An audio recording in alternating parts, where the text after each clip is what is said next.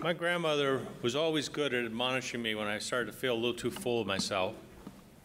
And part of what she would like to say is that when I was perhaps thinking that I knew a little more than the next person, that I should make sure I have my own house in order before I start cleaning others. And what she meant by that, and what I think is a very useful thing, has helped me a lot, and I think can help us, is we ought to take a look at ourselves before we start to do that. And academics in particular can be rightly criticized for spending a lot of our time prescribing to the rest of the world and those out on the front lines what they ought to do. So we're going to take my grandmother seriously today, and we're going to start with a focus on ourselves. And we're very lucky because we were able to put together a panel of willing and capable and very innovatively thinking deans of colleges of education. So the purpose of this panel is to start with, if we're going to think about middle schools as positive youth development centers, how do we start to look at our own training of teachers and training of administrators and support and development of research around middle schools? So that's the focus of the first panel as we start to think. I want to thank each of these people for coming in. Dean Pianta really wanted to be here and to host this because he's a colleague of these people, and I know he's been very influenced by their thinking and very interested in this issue. He had an impossible conflict that once he told me about it, I said, you absolutely have to be there, and I'll call myself acting dean for the panel. So I'm going to introduce people now, the three panelists, very briefly. Their bios are in the booklet. Like many of the speakers, if I were to give you a full introduction for them, we would use up the panel time, and I think we'd rather hear what they have to say.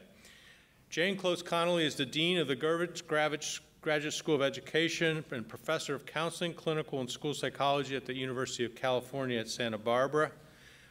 Prior to that, she was Dean of Education and Professor of Educational Psychology at Texas A&M from 1996 to 2006. And I, like many of you, have known her work for decades on families and the effects of families on children and the importance of family-focused intervention.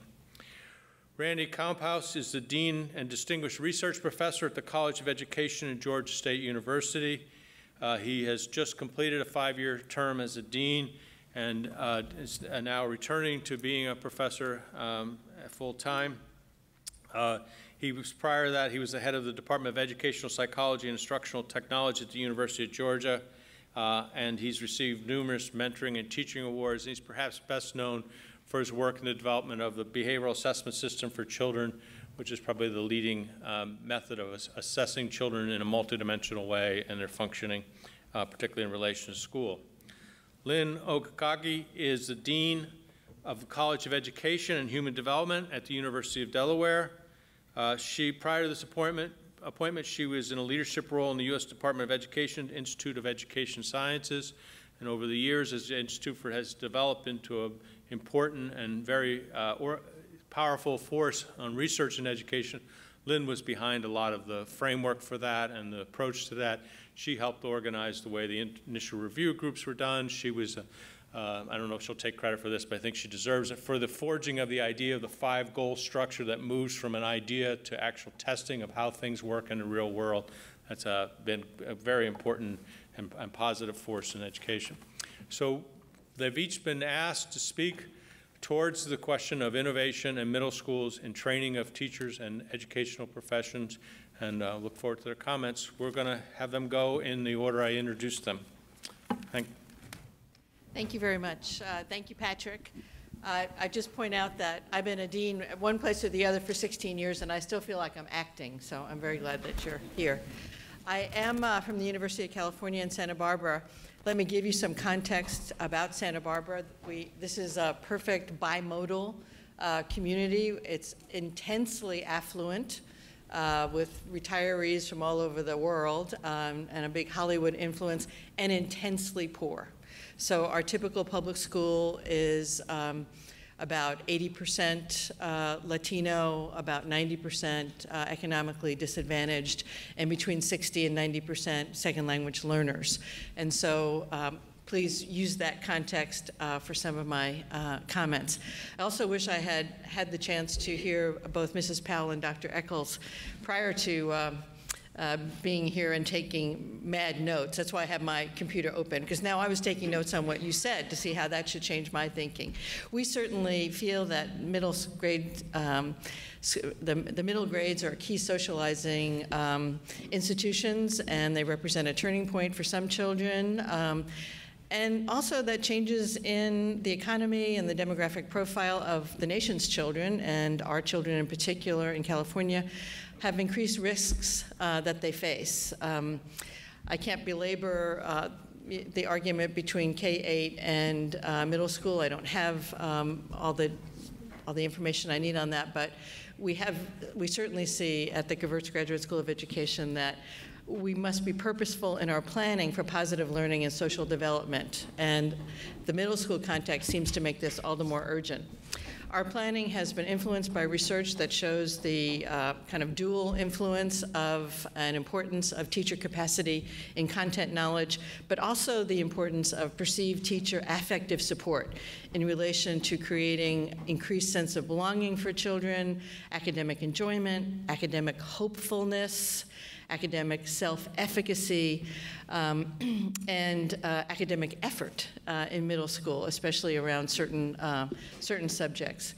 And although it's common for us to be program rich and sometimes system poor in our thinking, I would say, as a kind of summary of all that I'll share with you now, that all of our work has been aimed at creating environments that allow flourishing, rather than singular focus on targeted or selective interventions for middle school children. So we feel more like gardeners trying to create the right ground for children to grow, rather than interventionists trying to come up with the next best program. Okay. So I've organized my remarks today really with help from Bob Pianta. So he's not here today, but his influence is here. So I want to give you an overview of how we have conceptualized the changes we've made in preparing our teachers to be middle-level educators, and really the changes we made as a faculty at our Graduate School of Education, but university-wide, the changes we made in the field, new research areas that have been suggested, and how we've had to redesign some of our activities. So I would deal with this question. So how have we, what different partnerships have we engaged in across the university to really take a more purposeful stance toward positive youth development in the middle grade levels? As background, we don't have any middle-level certification in the state of California. So you're either multiple subject, meaning elementary, or single subject, meaning secondary. And so there's movement between the two for middle schools. And as you can imagine, there's stark differences based on poverty and demographics about which middle schools are populated by secondary prepared teachers and which middle schools are populated by newly minted novice elementary teachers. So we found that we've had to put the sign out that we're open for partnerships across the university. We've certainly deepened our partnerships with disciplinary departments, especially initially in math and science because of a major initiative in that area that many of you have going at your universities as well. But we've also really rethought partnerships with our disciplinary colleagues in terms of the kinds of professional development that we offer middle school teachers, and also the kinds of partnerships we've developed on grant-funded research specific to middle school. So one example I'd give you is a strong partnership now with the computer science department, given middle schoolers, and actually younger, but certainly our middle schoolers, fascination with computer games. And so anyway, the computer brainiacs at our place have figured out there's a really cool way to teach kids how to program and not kill them with boredom. And in fact, that's happening, and kids are engaging in a lot of Second Life activities and adding to that game. And it's an example of, I think, an analysis of what kids want to do and finding disciplinary colleagues to help with that. We've also changed with collaboration and cooperation from disciplinary departments within our university. We've created undergraduate minor pathways. So my school is graduate only. So in the state of California, generally, to be a certified teacher, you must be a graduate. You have to have graduate credit. There's no undergraduate education. So we have, though, in the last 5 years, created undergraduate pathways, specifically in math and science thus far. But most recently, and those two were aimed at secondary school teachers, so that has a possible effect because of the certification that I've mentioned to you. But also intense recruiting now for elementary teachers and guiding them into math and science undergraduate minors. So the elementary teachers are majoring somewhere else in our liberal arts and science world. Typically, they would arrive at our 5th-year program and have almost no background in math and science. And this was really showing up in our scores, and I'll come back to that in a moment. So these undergraduate pathways, these minors in science education, math education, are actually supported by 9 departments across our university. So it's not the education faculty teaching this. We're making a contribution to it, but it's really a university-wide effort. And of course, those kind of relationships then result in research, and they result in funded projects. The professional development that we've developed with our colleagues has evolved into summer institutes with real kids and real practicing educators with our beginning novice teachers in the summer before they start student teaching. And these are done now in lab formats with teachers teaching kids, our students watching them, videotaping, reflecting on the process, and being led by math department individuals and science, and now writing. So that's the other thing we've done. We have in California the chance to bring resources in science, math, and writing together. And prior, these were dispersed around the university. Now they're all administratively housed in my school, although they are, of course, personed by disciplinary faculty as well as my own.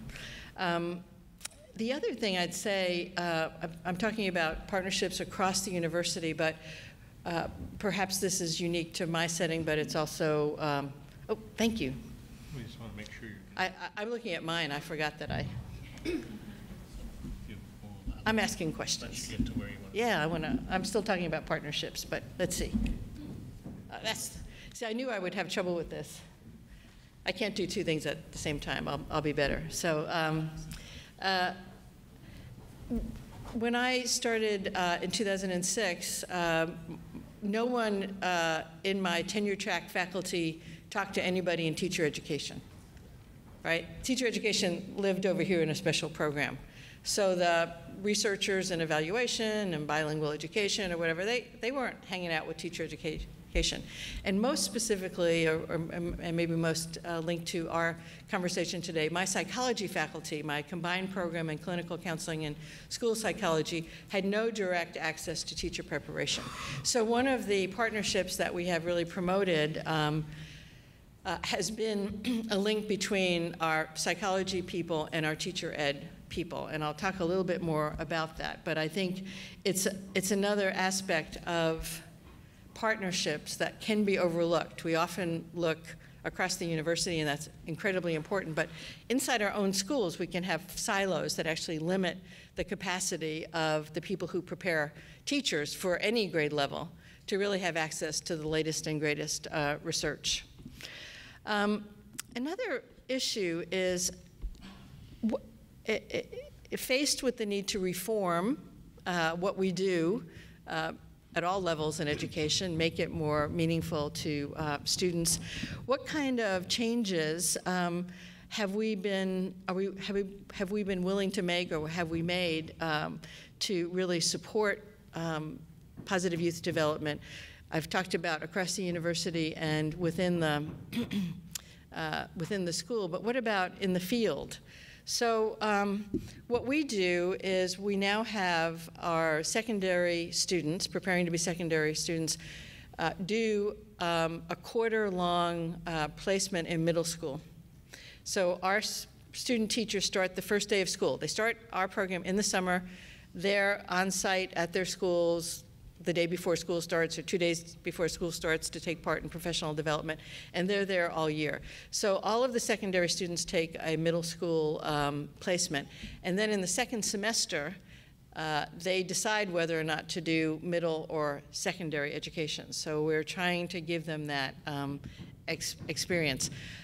This elementary pathway that I've mentioned, where we're recruiting students in our liberal arts and sciences groups, you think you want to be an elementary teacher?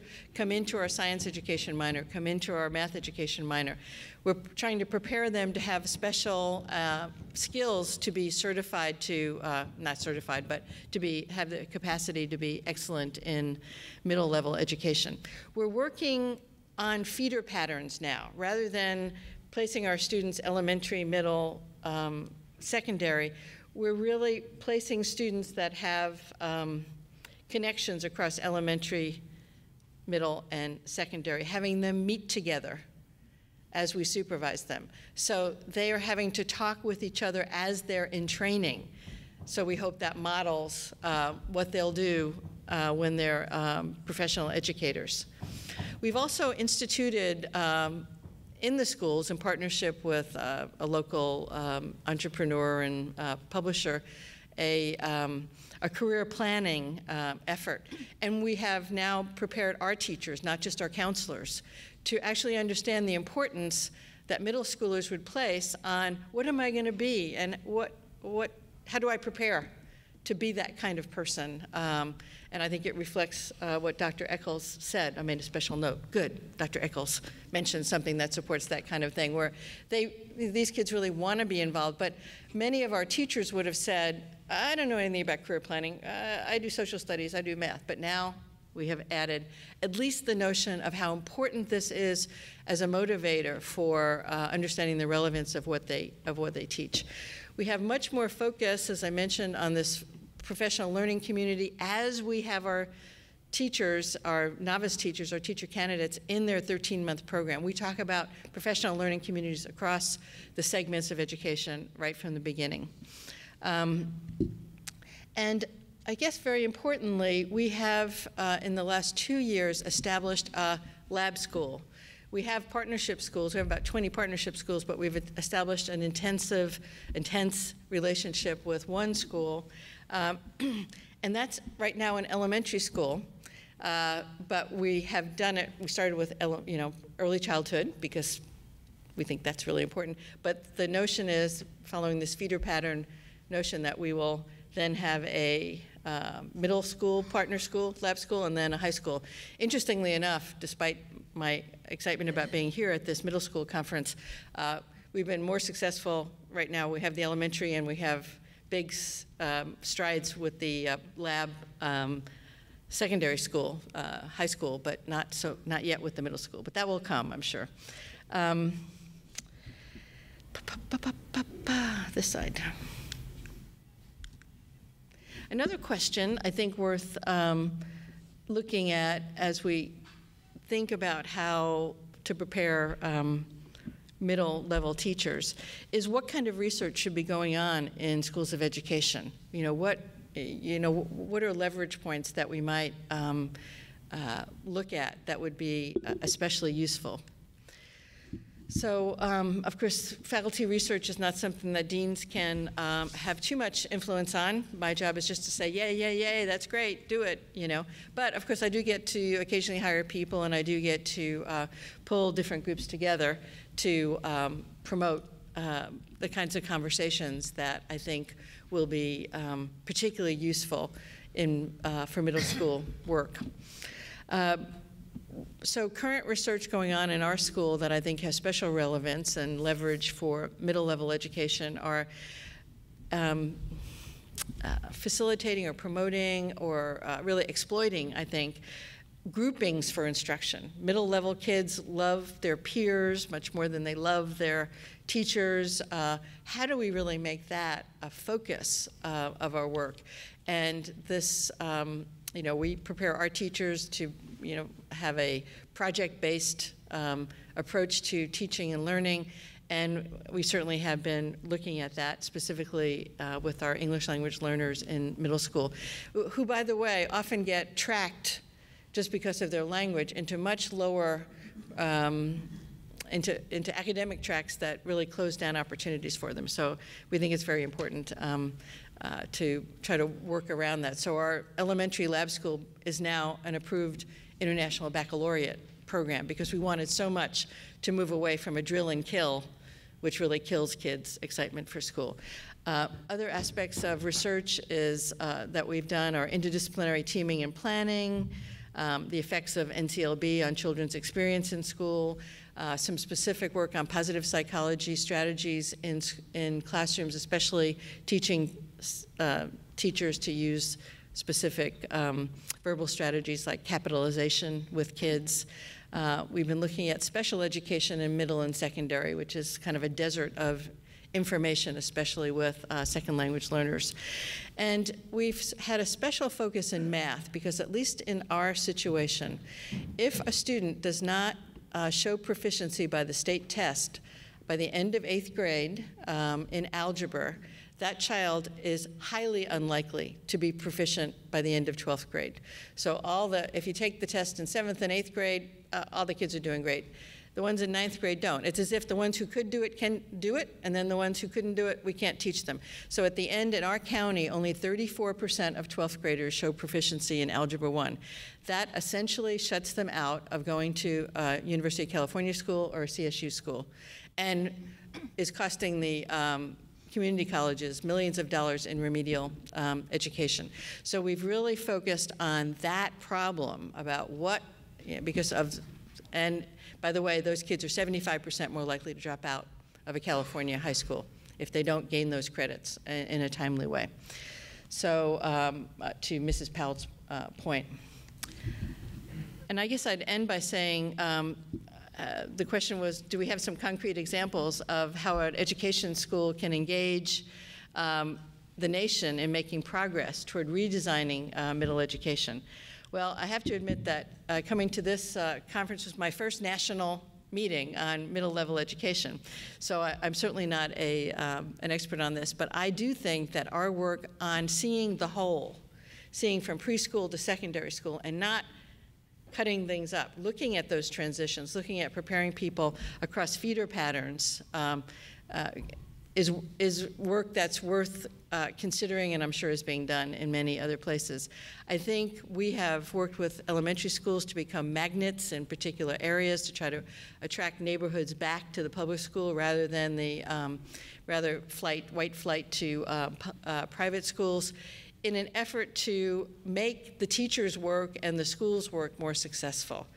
Allowing for that diversity across economics as well as ethnicity and language. And finally, I'd say, I think our work with a lab school, as many of you are in situations where you have lab schools, I think that kind of close relationship between a university and a school is fraught with problems and fraught with scary moments. What if they don't do well?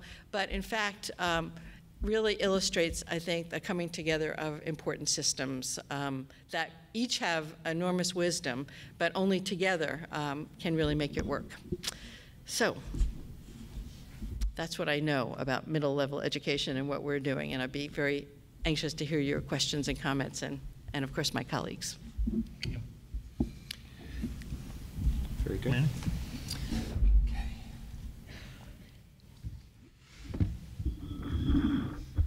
I appreciate, if this is working adequately, are we good?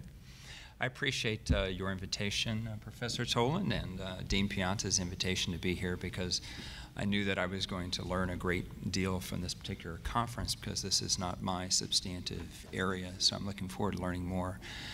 I've already learned a few key things in this early stage of the conference. Like Professor Tolan, I've had some pronunciation challenges throughout my career, and I've always stewed between Levine and Lewin, and between Eccles and Eccles.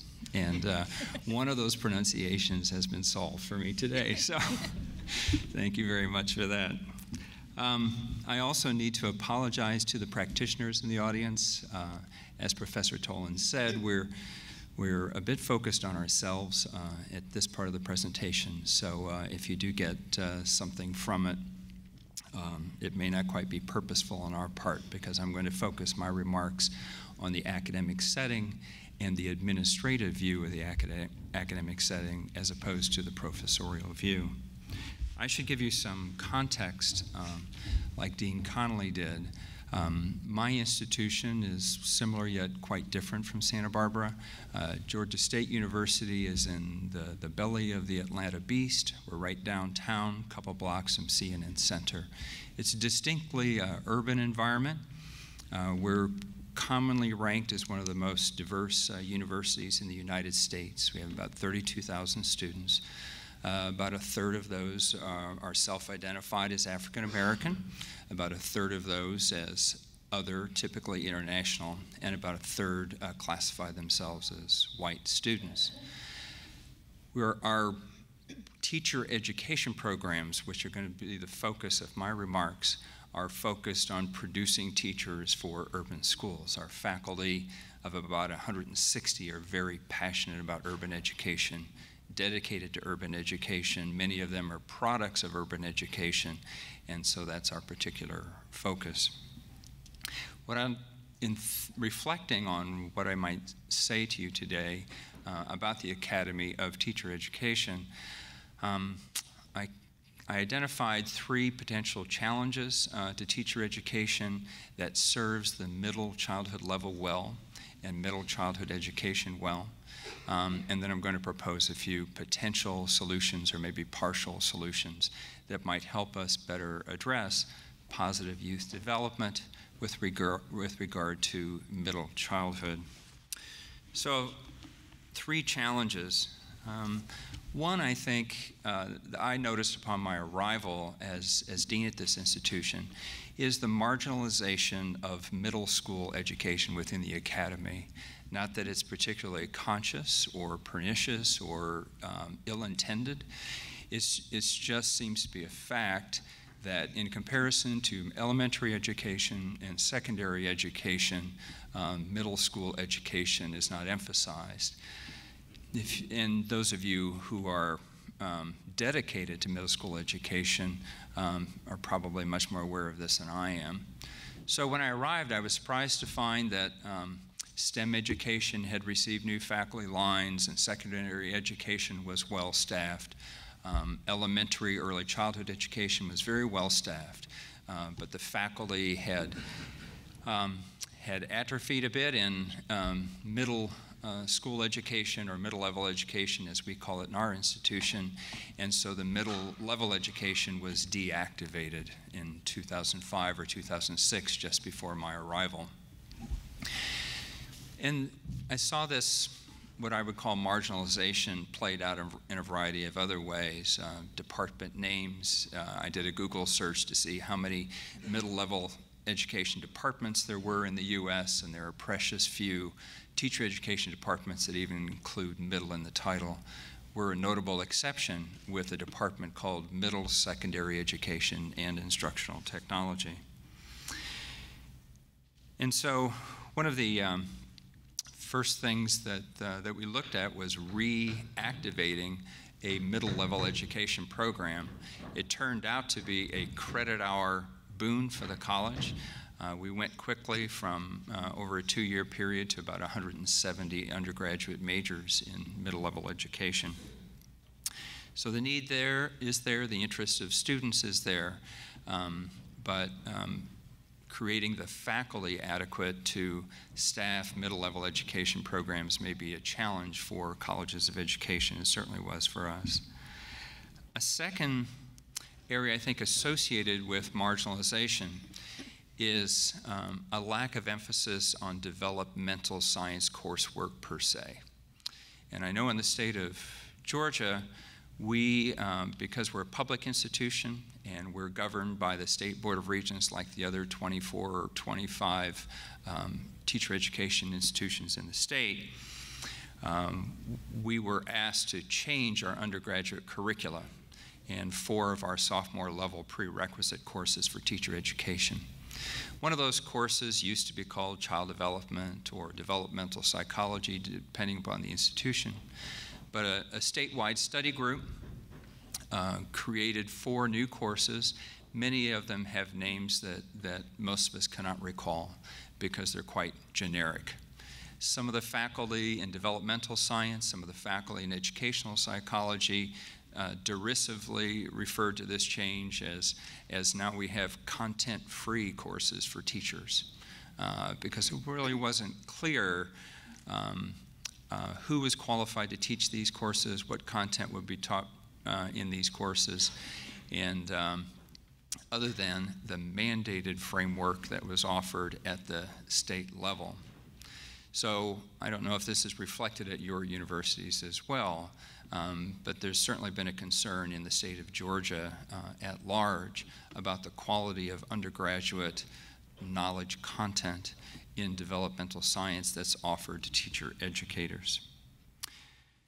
So in addition to what I would perceive as some marginalization of middle level education and teacher education, a second area is that the language of positive youth development or even developmental science is not part of the education nomenclature in my experience. For example, Race to the Top states like ours and pretty much every state is quite concerned these days with creating teacher evaluation systems. If you look at those teacher evaluation systems and you use the search term development, you find that that word, that language is not really featured in our evaluation systems that are in place currently or will soon be rolled out for evaluating teachers in this sort of high stakes teacher evaluation environment that we're in these days. So in Georgia, the mandated Race to the Top evaluation for teacher effectiveness is called the class keys. And the 5 areas of the class keys are curriculum and planning, standards-based instruction, assessment of student learning, professionalism, and student achievement. And then when you look at the individual indicators in the class key, you can find development. There is some not featured really reference to teaching for the child's appropriate developmental level. But in my reading of those state standards and other standards for teacher evaluation, an emphasis on positive youth development, developmental science, related sorts of disciplines and constructs does not seem to be ubiquitous. Similarly, there's still some thinking in teacher education that the solution to children's behavioral challenges that they produce for teachers, and teacher surveys over decades have indicated that teachers feel ill-prepared to deal with behavioral diversity or behavioral challenges in the classroom. The solution is not classroom management. That seems to be a rather tired term these days. If you speak with teachers, they interpret classroom management as classic Skinnerian reinforcement principles. And I've had teachers tell me things like, you know, everybody knows that positive reinforcement works for well-behaved children. And in some institutions, we still have some teacher educators who will espouse perfect pedagogy as the solution for dealing with children's behavioral, emotional sorts of issues or developmental challenges in the classroom. And in thinking about the lack of incorporation of developmental issues and language in the in teacher education. I began looking at some of the taxonomies that are used to design curricula. And when you look at Bloom's taxonomy and others, you can understand why these very influential theoretical models for curriculum development and for teaching at all levels of education, including middle-level education, really are not up to date in terms of using the language that you heard Professor Eccles and others that you'll hear throughout this conference. A third issue affecting positive youth development in teacher education, I think, is just the overwhelming pressure on teachers these days, particularly in-service teachers. I've been either conducting training or research in the Los Angeles Unified School District for the last 25 years or so. And I'm just amazed at the stresses that those teachers are undergoing these days in the nation's second largest school system. For one thing, as Dean Conoley alluded to, the pressure for STEM content knowledge is overwhelming. And so in-service training, I would suspect if you have a choice between positive youth development training and mathematics, technology, science training, at least in our institution, it will tilt toward STEM training at the pre-service, but also at the in-service level.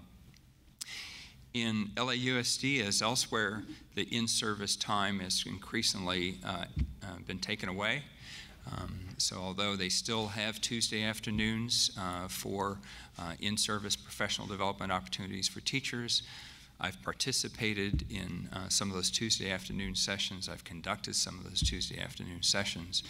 And it's just hard to believe that even the best pedagogy on my part would be effective in those sessions, given the stress level that teachers enter those sessions with.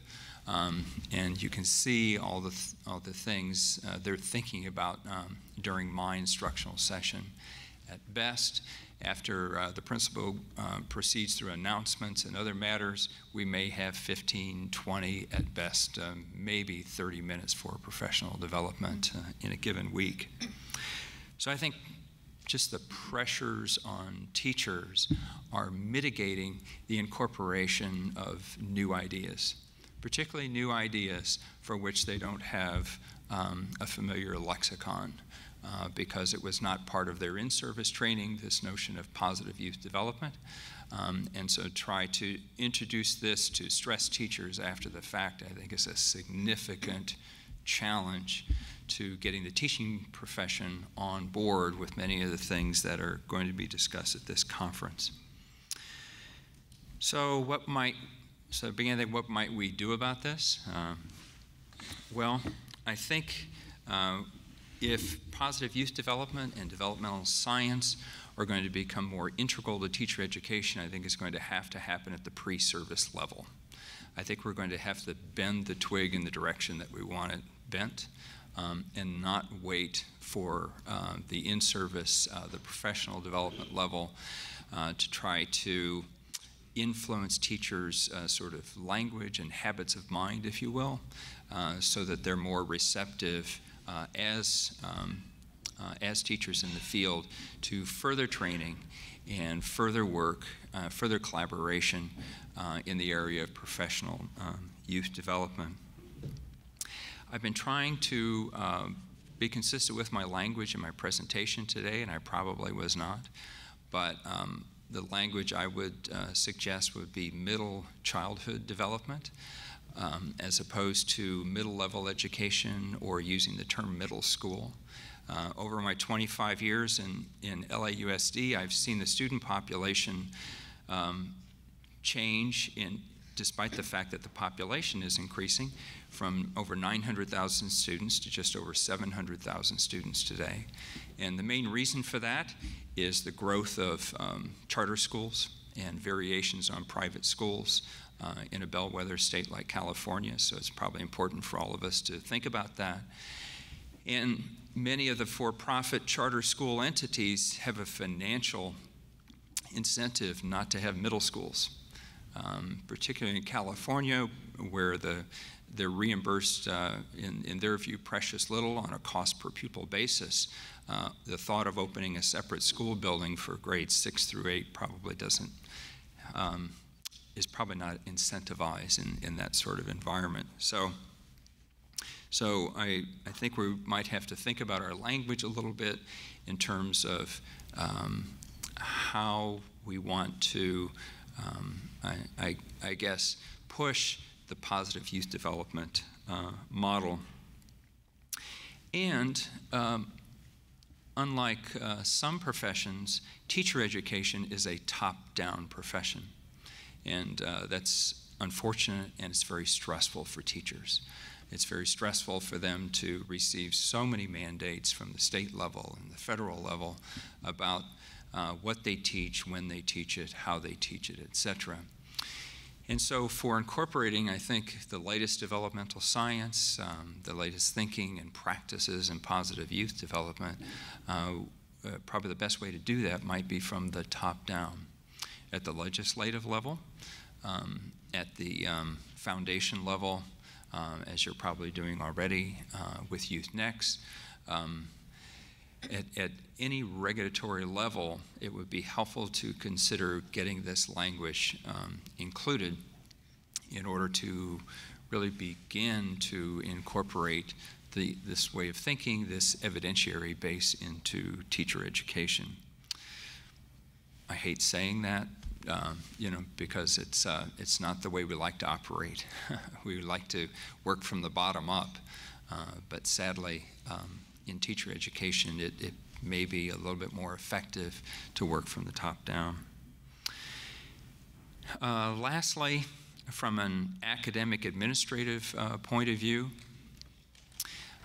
thinking about this last night, I visited several websites and I did a search for developmental science departments, and there are very few. There are lots of developmental science programs, such as the one you have here in the Curry School. But in the academic environment, all the political powers at the department level. It's not at the institute level, and it's not at the center level, and it's not at the programmatic level.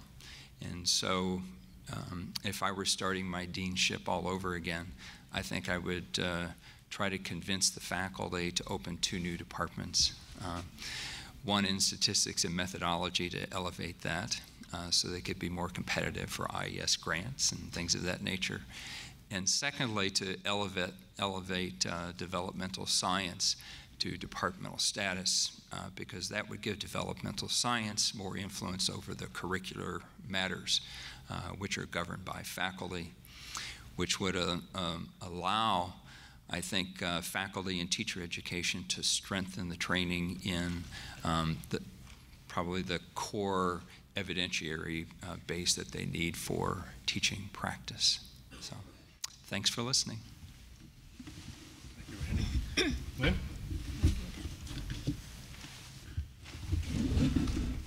Thank you. I want to begin by thanking Bob Pianta in his absentia, and also Patrick Tolan for inviting me. I think conferences are always an opportunity to think about something different, and Patrick posed an interesting question for us as deans. I'll begin with my apology. There's always somebody on the panel that does not exactly do what they're asked to do. And on this panel, that would be me. So I'm very appreciative to both Jane and Randy because they've done a wonderful job at outlining what happens within colleges of education in terms of thinking about how a positive youth development framework is incorporated, developmental sciences is incorporated into the curriculum. Right? All right. Okay, and I'm going to assume that most of the people in this room have already bought into a positive youth development framework, not just as a framework for understanding development during early adolescence, but as a framework for understanding development really across the lifespan, and that most of the people in this room think about development in terms of building on the strengths of individuals rather than thinking about the deficits and the problem behaviors that individuals might have.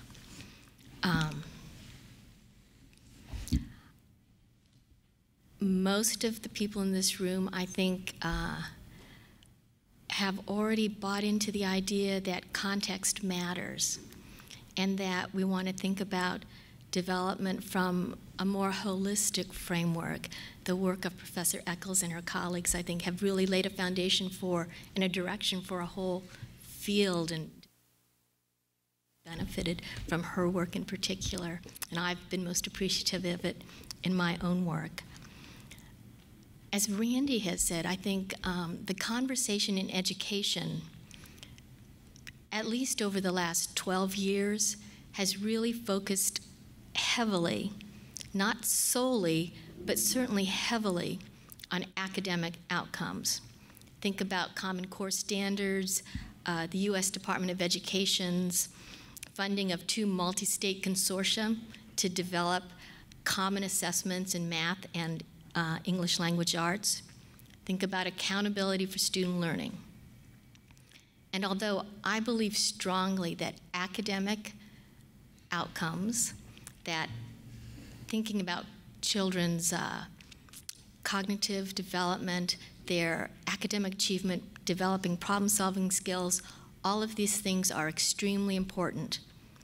I also believe that public education is a venue for nurturing the development of other attributes and skills: responsibility, perseverance, interpersonal skills that are necessary for individuals to become contributing members of society. So, being mindful of the time, because our poor timekeeper has been trying to do a really good job over there, and I've been able to see her, all right? When I talk to my faculty, and I've been at the University of Delaware for just a little over a year now, and ask them, how do we incorporate a developmental perspective into teacher education? And they gave me a very nice matrix with a lot of the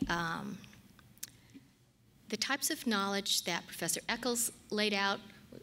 This was all down one column, and the rest of the cells were filled with courses and activities during which our pre-service teachers are hopefully learning, acquiring that knowledge and learning how to apply it within a variety of different kinds of contexts.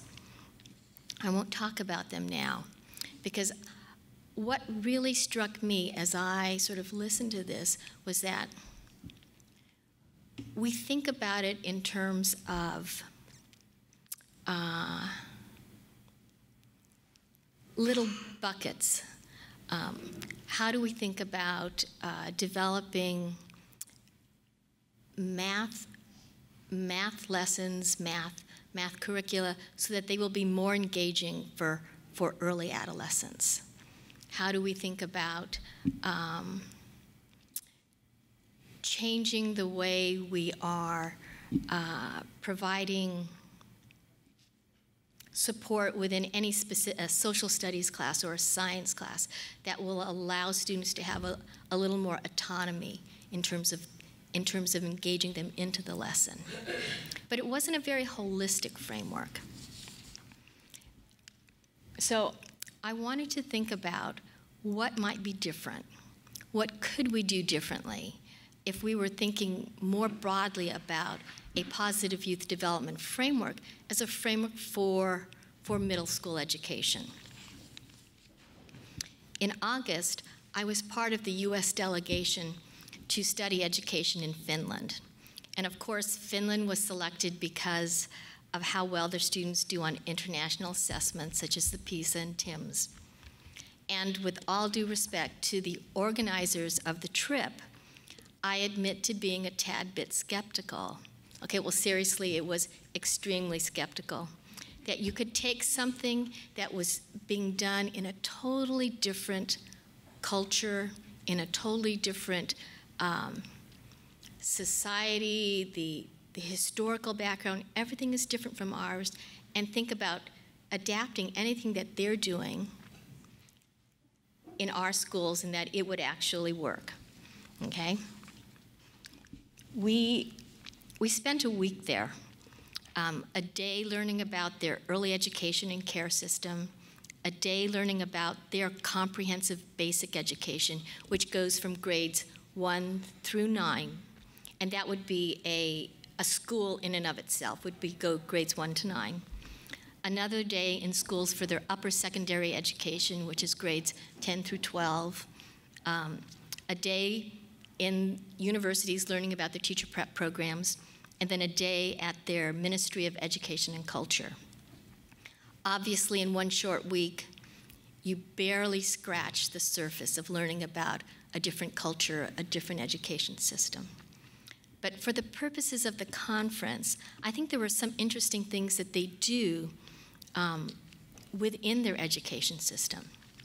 So to give you a little context, Finland is a very small country, about 5.5 million people. And on either side of them, they have had what they view as very aggressive neighbors. Russia has invaded and occupied Finland, and Sweden, who knew? Sweden has also invaded and occupied Finland, okay? What this has done, I believe, is it has spurred the citizens to develop and embrace a very strong national identity. Finns want Finns to be Finnish. They need each person, you have only 5.5 million, they need each person to become a fully participating, contributing member of their society. They need each person in their nation to be a responsible member of their society. They need people to collaborate with one another. They need people to be able to make decisions together. Consequently, perhaps, I think, their education system seems to maximize opportunities for children to take responsibility, to practice making decisions, to practice carrying out those decisions, and to practice working together to make collaborative decisions. Being responsible and collaborative are essential parts of being Finnish. So this underscores their education system, their approach to education. Think about it. Their equivalent to our Department of Education is called the Ministry of Education and Culture. Education is unapologetically the vehicle that moves children towards becoming full members of the Finnish culture. Okay, so as part of their commitment to enabling children to become responsible members of society, Finns believe that children are responsible for their own learning. And this responsibility is cultivated over time.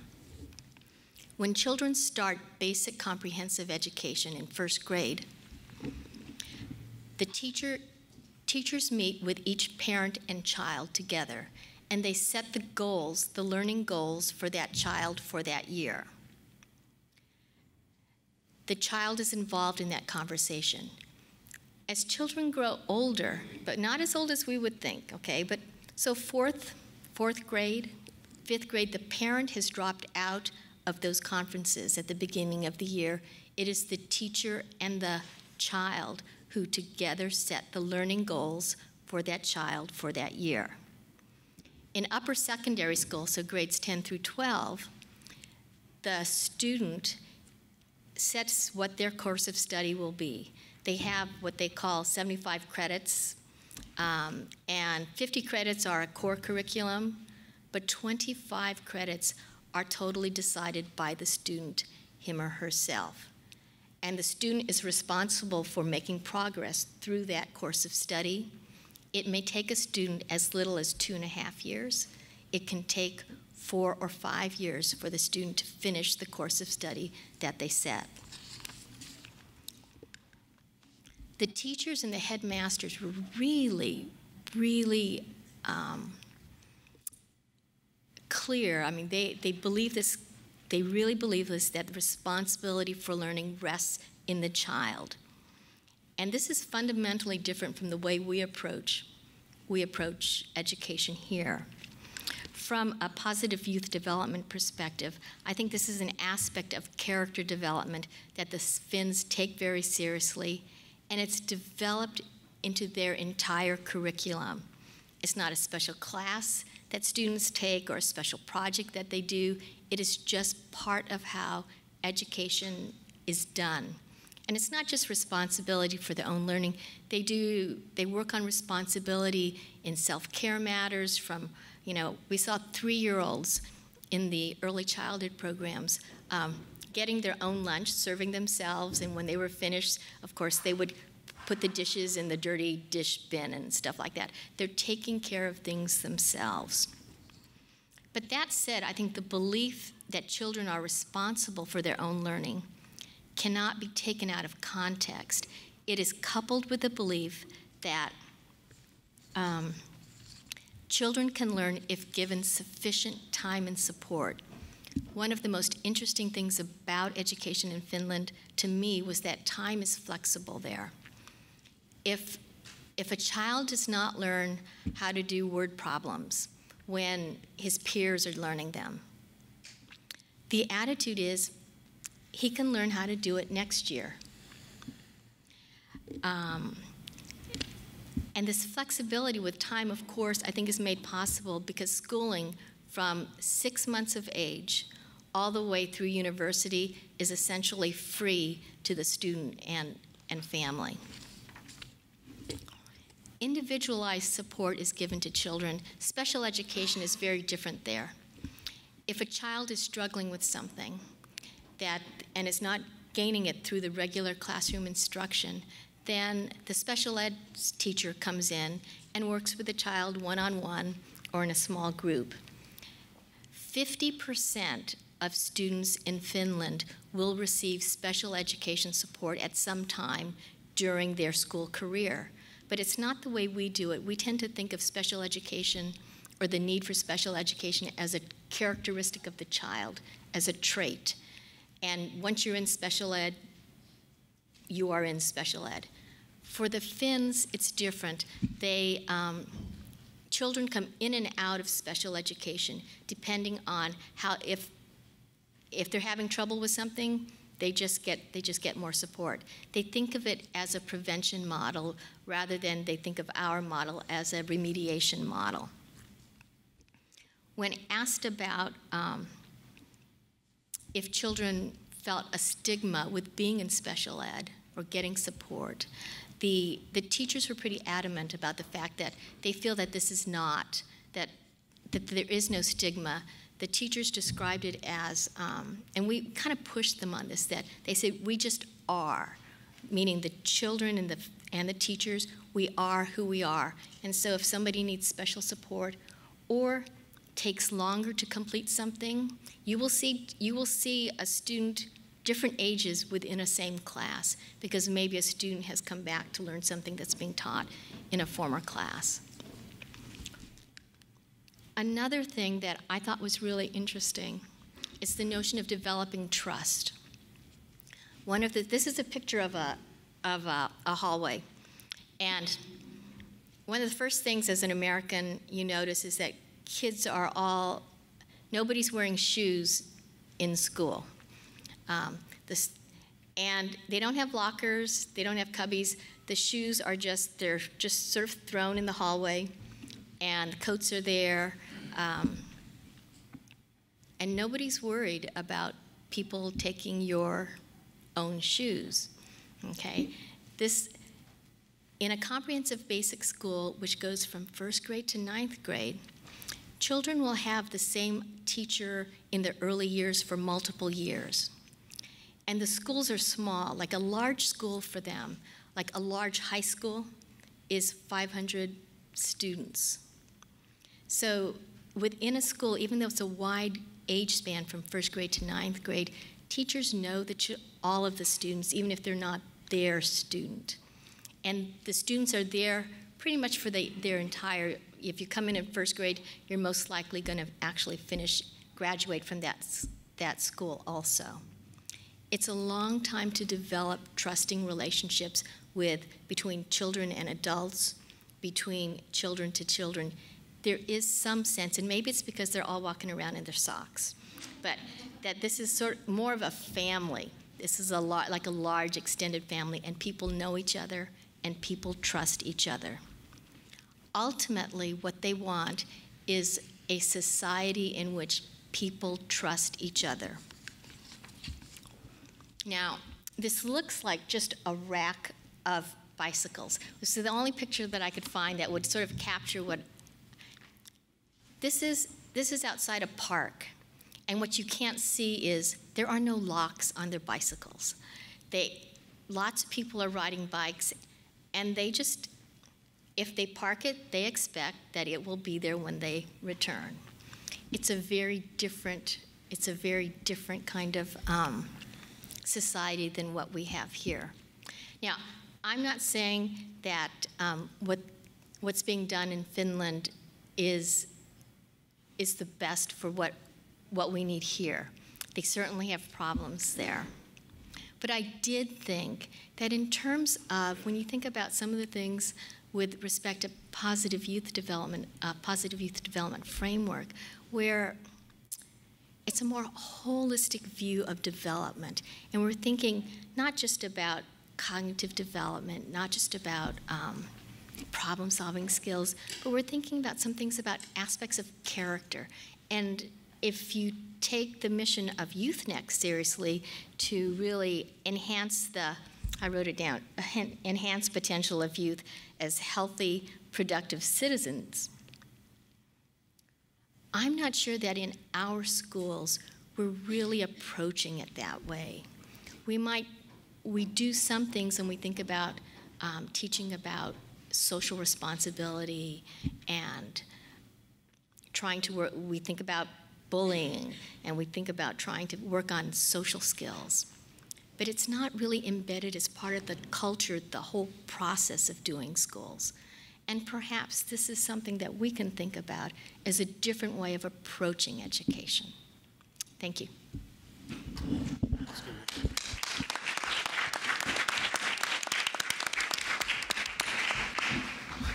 Well, as you can see, there's clear and complete agreement among leaders in education schools about what it is we need to do and how we should do it. Actually, as I think is very clear here, is we have some very diverse thinking as well as some clear areas of agreement. And I think one area of agreement is there's plenty of work to be done. And another seems to be, how are we going to try and think about integrating what we've learned about development and what we've learned about schools.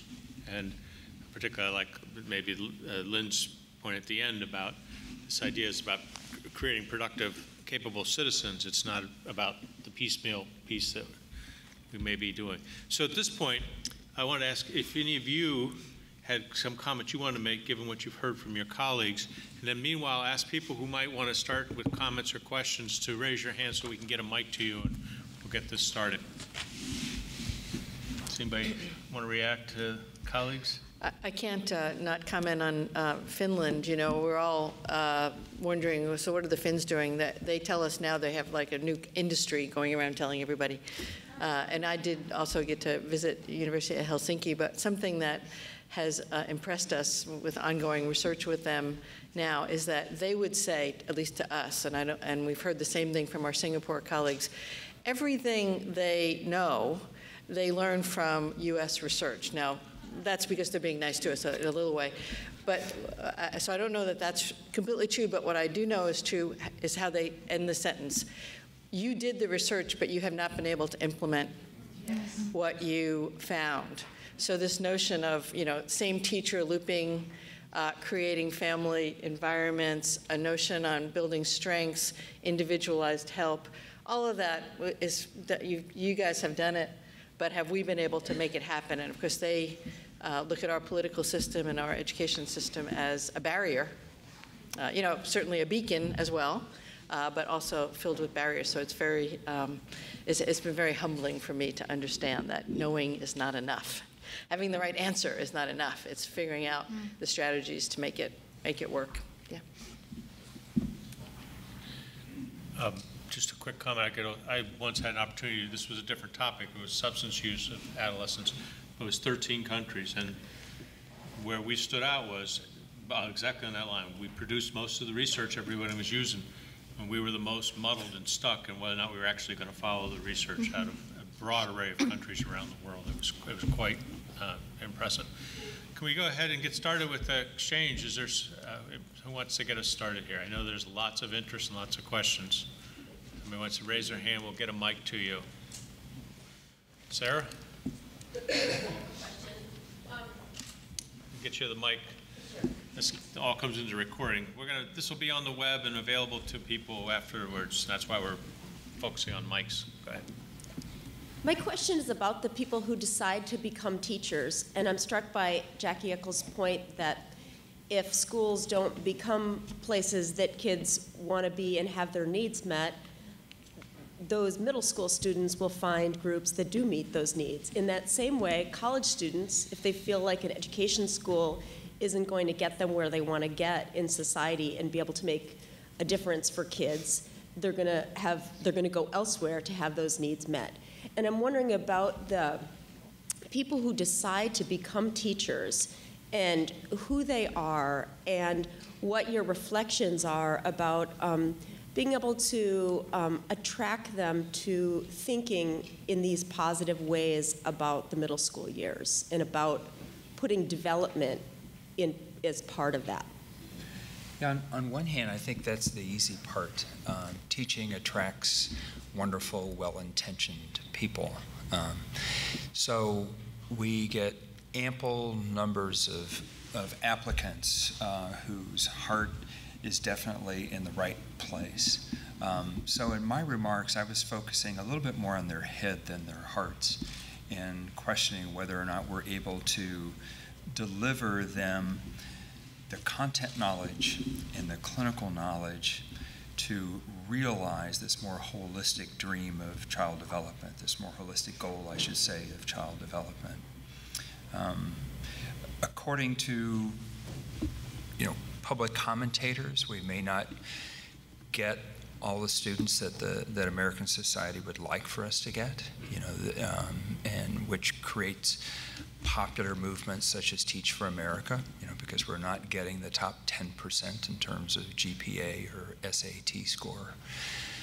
But all of you have had, all of us academics have had doctoral students with GREs ranging from 1,000 to near perfection. And we know that those quantitative indicators are quite imperfect in terms of watching those students' careers after the fact. So I'm a little less stressed about that than the public commentators. I wish all of our students had perfect SATs and perfect or near perfect GPAs and came from the most prestigious institutions, but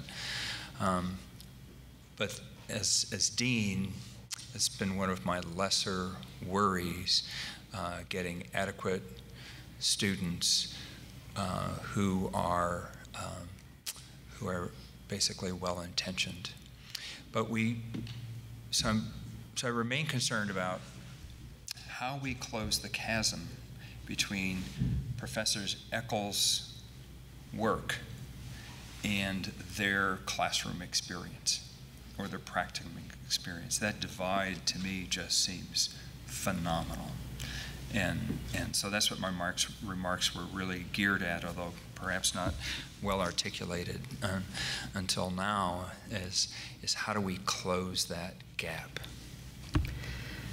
I would say that in California, because of multiple years now of budget cuts, our newspapers are filled with 300 teachers in a district get pink slips. Now, the next headline, which doesn't become a headline, is 290 of them are hired back. But so actually, we have had for the first time this year, we've had for 3 years a drop in applications because we really are taking from only the top 10% of students.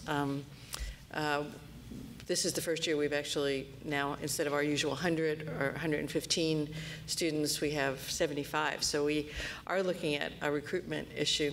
I think it's problematic on a number of dimensions because we're living in the world of STEM. Let me say one specific thing we're doing.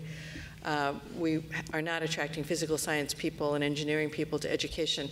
We've just gotten a NOICE award that is specifically to pair and provide experiences of engineering and physical science students in some of the engineering and STEM academies that are in high schools around us. Most of our students would not have experienced that kind of high-level, exciting, project-based, inquiry-based connection with real science during their high school years, unfortunately.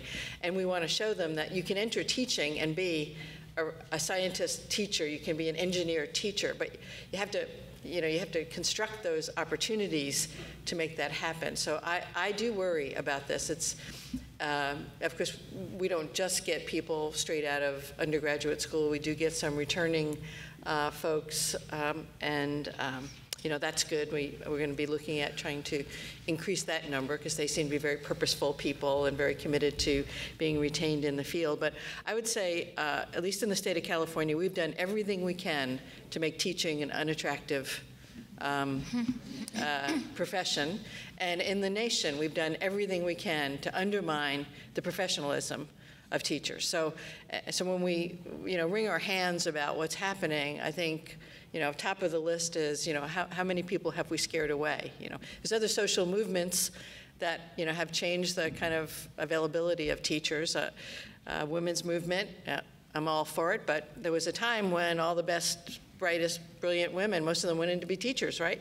Now there's all sorts of activities, so that's great, but we have to create, staffing patterns and professional accomplishment patterns.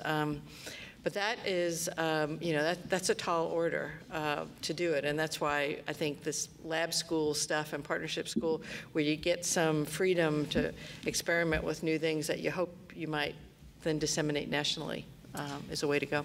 And Sarah, I should say something about context as well. Our context is quite unique because we're the major college of education in a catchment area of 5.5 million people. So we have access to students that some universities don't have access to. So one of our prototypical students is an engineer, and this engineer said he had made paint for Sherwin-Williams for 20 years, and he really wanted to do something meaningful with his next stage of his career. And we have access to those students in a metropolitan area, fabulously talented professionals who want to enter teaching. Sarah, I'll just add that I agree with Randy in that we're attracting students into education. I think the bigger challenge is infusing developmental science, and it's not that it's not being done, right? Infusing developmental science perspective into how we think about education. It's not that our students aren't learning about it. I really do think it's much more piecemeal than it ought to be. And we don't think about the middle school context as it's not thought about as a positive youth development context, right? In some sense, we think of it, there's school, and then there are those other youth organizations and settings that are supposed to support the positive development of youth in our country, and that is, I think, a really unfortunate way. We're not able to, at least, it's a challenge, I think, to get us to think about doing education differently. Nancy? Right.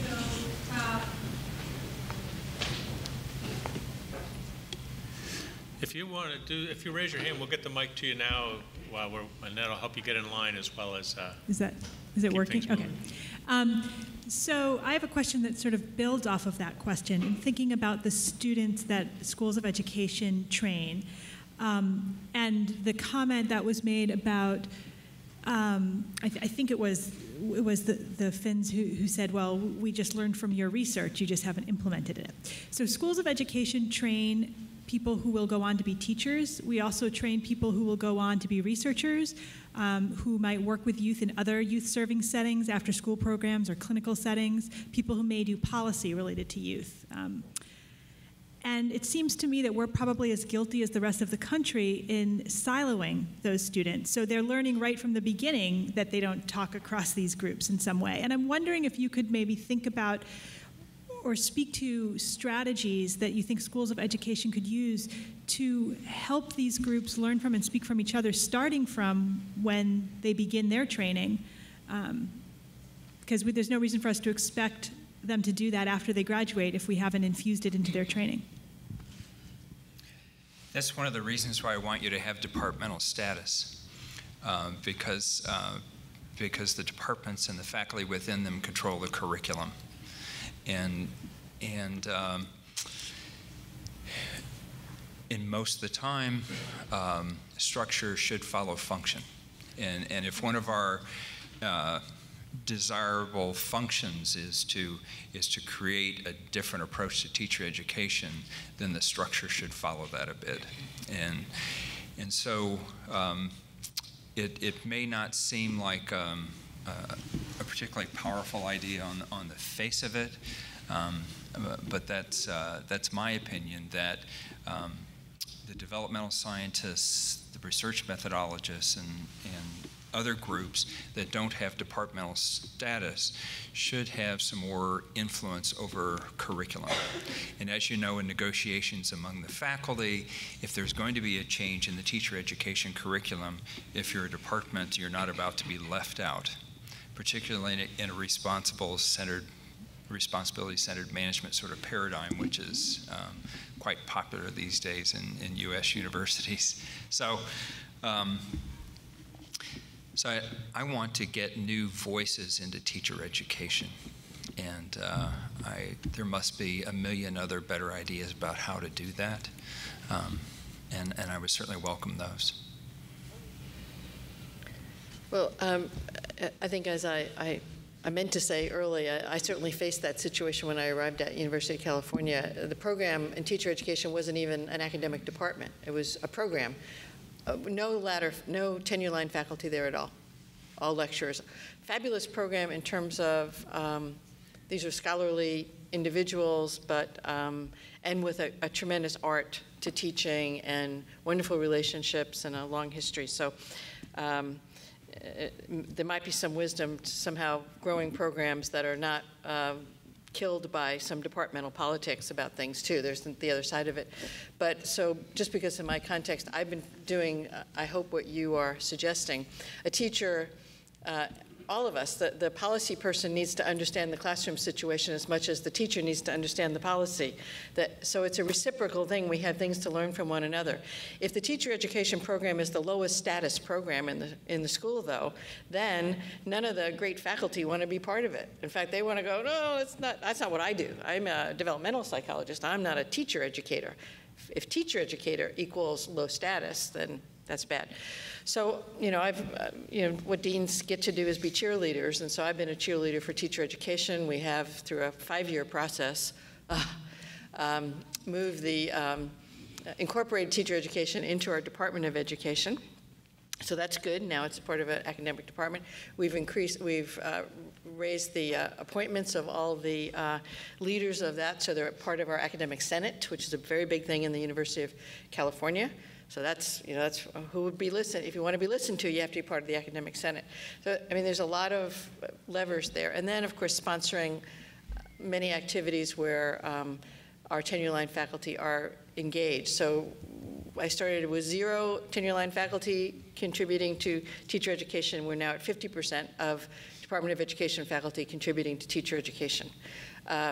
It's a start, but it's on the point that you raise. We should not be creating, a subset of, I'm a practitioner, but I'm divorced somehow from the research and the policy and the evaluation and all that, because that is, for anybody, is stultifying. Whether I would be a lawyer or a medical doctor, I have to be part of that. But I think it has to be a very purposeful attempt, and there are many barriers from history and academic prestige that push against it. And to be fair, they come from teacher educators too, who don't, they have sometimes pushed against wanting to be involved. So it wasn't just, there were no victims, there were no villains. There were, everybody was in a circle of wanting their own space. But that's why they hire new deans, to shake things up.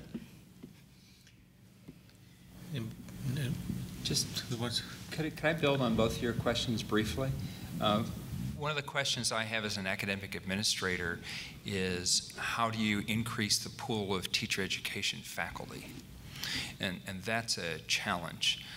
In a metropolitan area where the salaries tend to be high, it's very difficult to convince some of our best PhD graduates to enter the academy and get involved in teacher education. Because the salaries are typically $30,000, $40,000, $50,000 more for a 10-month contract in the public schools versus in the academy. I had an opportunity to... I'm sorry, I just realized we probably should be identifying ourselves if we can when we first speak. I didn't have the faculty here do that because I know them, but I also realized we probably should have people identify themselves. Sorry, go ahead. I'm Phil Brown, and I'm at Rutgers University. I had the opportunity last month to spend a week in Singapore, and as many of you may know, it shares many of the characteristics of Finland that you outlined. They're top of the international heap in terms of their academic scores and so forth. Two things I found very interesting in my time there. One was that they're ahead of us in terms of the consequences of their own high-stakes testing. And secondly, they seem to have recognized this and have this amazing ability to diagnose their issues and make systematic or systems level changes much more readily than we can in the U.S. or even at the state level in the U.S. in my experience. And there's two examples of that. One is that at the Ministry of Education, once they've discovered this, they now have a Department of Social and Citizenship Education where they have 30 people devoted to social emotional learning. Of course, they've gone and taken the best from the U.S. in that regard, looking at character education and how to integrate that into all their schools. The second example comes from their National Institute of Education, which is all of the teachers, they train all of the teachers for the country. And they now have a requirement that's a couple of years old that every single teacher in their pre-service experience has to do service learning. And they're not graded on it, but it's a requirement, and it shows up what they did and how they did it in their transcripts. And so it's a simple way of getting them to have an experience that then they can take with them when they become teachers, which is all about student engagement and social and relationship skills. So I guess my question is,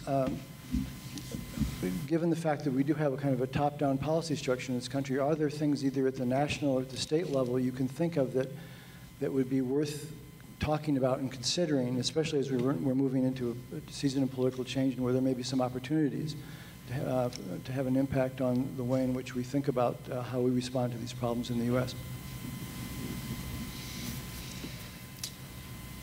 Well, as you said, there's one institution that prepares all the teachers in Singapore. And so that, in and of itself, is a major advantage as a lever for change. I mean, it could be a major disadvantage, too, if it was a terrible place. But, in fact, it's quite a wonderful place. And I think a week from this coming Monday, I'll be there with my husband. He'll be giving what they wanted him to talk about was positive psychology in the classroom. So I think it's on your social emotional learning. Because every place I go, they admire the creativity and the openness and the enthusiasm and the positiveness of American students, and they want to replicate that. While we're busy saying, we better run to Finland and try to figure out what they're doing in Singapore. So I don't know. I agree with Randy that we need positive, there's a top-down, there's certainly a heavy top-down force in the teaching profession, for sure. When teachers are handed scripts, a school that says I'm student-centered, but then hands a teacher a script and says you have 42 minutes to get through it. Okay, that's not being student-centered from my standpoint. I just don't, right at this moment, I don't see how to do it.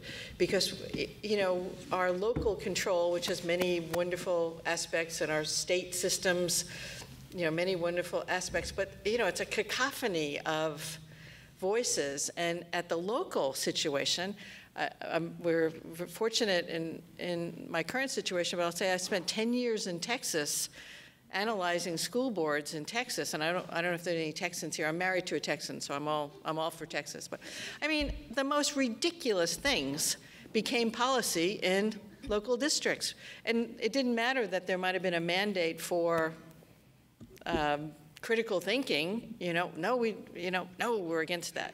So I'm a little bit, I'm a bit pessimistic about that. And I would say even the current administration's policies, I find not promoting of positive, although I'm a great fan in many ways, but not promoting of this kind of holistic youth development notion, but so much on test scores for kids, test scores for teachers. And so I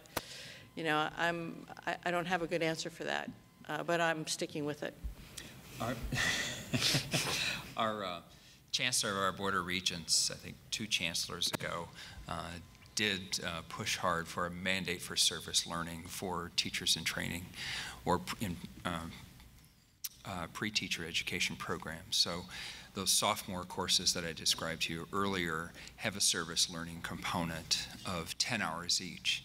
And so I experimented with teaching one of those courses a couple of years ago.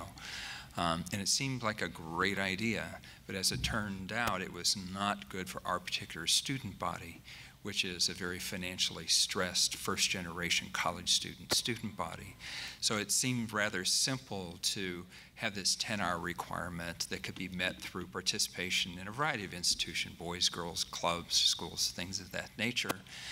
But with our student body in this urban group, I was surprised to find how many of our students had 2, 3, or 4 jobs. Some of them at the Boys and Girls Club already, and it was very challenging for them to engage in service learning from a financial standpoint and a time standpoint. So it was certainly an enlightening experience for me to teach that undergraduate class, but it highlights the importance of context, regardless of how well-intentioned the requirement is. And every teacher at the National Institute of Education in Singapore is fully supported by the government. Yeah. They're on salary, unlike our teachers who are building college debt in order to become teachers.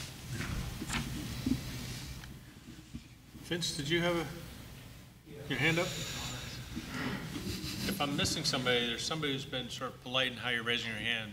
I know I'm standing between you and lunch, and I apologize. I agree with everything that's been said.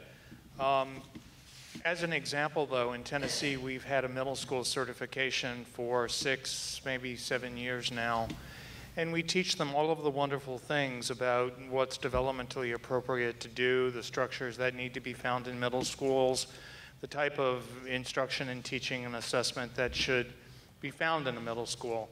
And there are many wonderful middle schools here, from the Schools to Watch schools to the breakthrough schools, people representing those groups. I acknowledge that. But our students go out to 3 or 4 school systems where they don't find the culture and the climate to support the middle school concept or philosophy. And they're not getting their professional development from their school systems. So it's not just a College of Education problem. It's a problem with partnerships with local schools, local education agencies, and it's a problem with the professional development they're not receiving, their unawareness of organizations that exist that deal with middle school issues, and their lack of finding in the schools the support for things like common planning time, like advisory programs, like thematic units in teaching, and so forth and so on. So if you guys want to comment on that, please feel free to do so. But I think it's much more than a College of Education issue. We can argue for days about SAT scores and GRE scores, but I think the schools in which they end up are not supporting the education we're providing. Well, I think that's completely true, and it would be true in any organization. If I was a physician who went to a bad hospital, so I don't think it's unique to us, but we're the biggest, public kind of entity, so it's so clear. This is what has motivated me to look at the really more intense partnerships with people. So, for example, we're the lead agency on what we call a P20 council. They exist all over the country. But the notion was to get, school people and philanthropists and business and government people in the same room, focusing on the same problem, and then not creating new programs, but really seeing how we might leverage strengths and capacities across existing programs and trying to let people know about what's out there and bring resources to teachers struggling. But we're the ones, and I love the fact that it's not just about the College of Ed. I've been a little beaten down by getting all the blame for that. But I do feel like we're the ones who prepare the principals. We're the ones who prepare the superintendents.